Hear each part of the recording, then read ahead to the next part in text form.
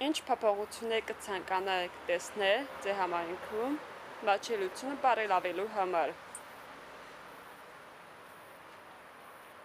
Արդեն նշեցի, որ ամենակարևոր եւ դրական փոփոխություններից մեկը կլինի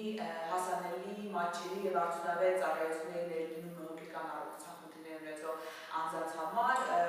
որի դեպքում մարդիկ իրենց անհրաժեշտ ծառայությունները կստանան իրենց համայնքում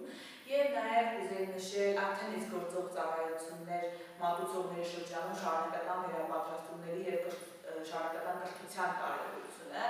ինչպես հաղորդակցվել հոգեկան առողջության խնդիրներ ունեցող մարդկանց հետ եւ ինչպես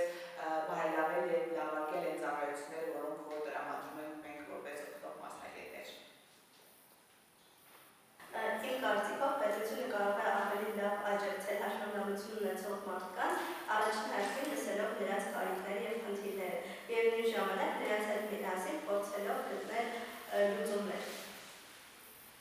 Կարծիքով խնդիր ունեցող անձանց հարցերով հենց այն մարդը պետք է զբաղվի, ով ինքը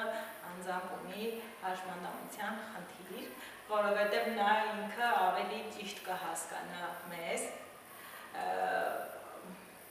Օրինակը կարամ բերեմ մեր պարոն Ստեփանյանին, մեր ֆեդերացիայի նախագահ Սարգիս Ստեփանյանին, նա ինքը լինելով խնդիր ունեցող անձ, նա ինքը մեր խնդիրը ավելի ճիշտ է հասկանում ու ճիշտ լուծում է տալի։ Իմ համար